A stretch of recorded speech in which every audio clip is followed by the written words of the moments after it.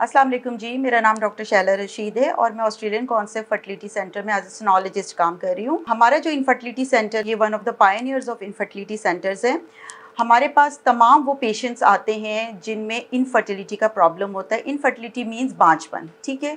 तो इनफर्टिलिटी, जैसे कि पहले हमारे माइंड में ये कॉन्सेप्ट था कि इनफर्टिलिटी जो है it's only related to female, सिर्फ औरतों में ही होता है, ऐसा नहीं है।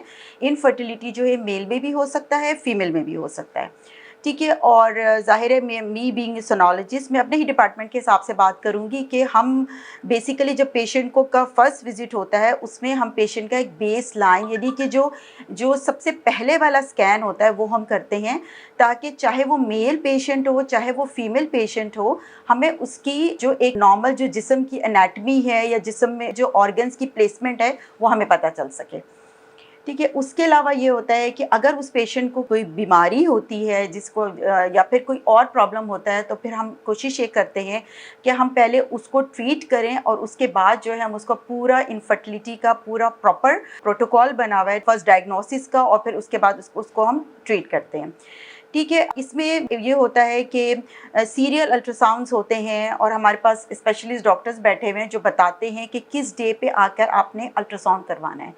अब एक मेन पॉइंट ये अराइज होता है कि अल्ट्रासाउंड ही क्यों? क्योंकि अल्ट्रासाउंड जो है ये एक नॉन इन्वेसिव प्रोसीजर है। नॉन इन्वेसिव से मेरी मुराद ये है कि ये एक ऐसा प्रोसीजर है जिसमें आपको कोई तकलीफ़ नहीं होती, ठीक है, जिसमें कोई शुआएँ आपके जिस्म में जो है वो दाखिल नहीं की जाती, जिसमें आपको किसी किस्म का कोई फिज़िकल ट्रॉमा नहीं मिलता। तो अल्ट्रासाउंड जो है एक ऐसा बेसिक मोडालिटी आजकल के दौर में बन गई है, जिस्म के अंदर जाकर या जिस्म के अंदर कैमरा लगाकर हम जो है पेशेंट के नॉर्मल ऑर्गन्स को एनालाइज़ कर सकते हैं। इनिशियल अल्ट्रासाउंड के बाद फिर हम एनालाइज़ करते हैं पेशेंट को कि उसको प्रॉब्लम क्या है, ठीक है। प्रॉब्लम के बाद फिर हम जो है उसके थ्रू अल्ट्रासाउंड या थ्रू इन्वेस्टिगेशंस जिस तरह भी होता है उसको एनालाइज करने के बाद फिर हम कोशिश करते हैं कि उस प्रॉब्लम को हम रिमूव कर दें। बास पेशेंट्स ऐसे होते हैं जिनकी जो कि बहुत अरसे से जिनकी इनफर्टिलिटी का प्रॉब्लम चल रहा होता है और वो अनडायग्नोस्ड होते हैं, तो बाकी सारी चीज़ें उनकी ठीक होती हैं, ट्रीटमेंट्स भी वो ले चुके होते हैं, लेकिन फिर भी वो कंसीव नहीं कर पाते।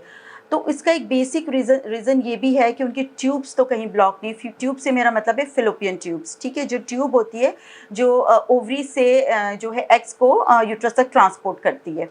तो उन ट्यूब्स की पेटेंसी को चेक किया जाता है, तो वो भी हमारे यहाँ निहायती जो स्पेशलिस्ट डॉक्टर्स हैं वो ये टेस्ट भी परफॉर्म कर रहे हैं। तो तमाम वो हजरात या तमाम वो मेल एंड फीमेल जो कि इनफर्टिलिटी का शिकार हैं, ठीक है, जिनकी शादियों को काफ़ी टाइम हो गया और वो कंसीव नहीं कर पा रहे हैं, तो मैं उन सबों से गुजारिश करूँगी कि वो यहाँ आएँ, हमारे सेंटर को विज़िट करें। हमारे पास एक बहुत ही स्पेशलाइज्ड टीम है, कोऑर्डिनेशन डिपार्टमेंट, जहाँ पे वो आके हमारे कोऑर्डिनेटर डॉक्टर से सबसे पहले मिलें। उसके बाद जो है हमारे पास काउंसलिंग डिपार्टमेंट है, काउंसलिंग डिपार्टमेंट में सबसे आके मिलें ताकि उनका ये प्रॉब्लम ठीक हो जाए। दूसरी बात ये है कि एज एक बहुत बड़ा फैक्टर है। जितना ज़्यादा आप टाइम वेस्ट करते हैं, इतनी ज़्यादा आपकी एज इंक्रीज़ होती जाती है, और जब एज इंक्रीज़ होती है तो इनफर्टिलिटी की परसेंटेज मज़ीद के साथ बढ़ती जाती है। I will conclude with this. Thank you so much.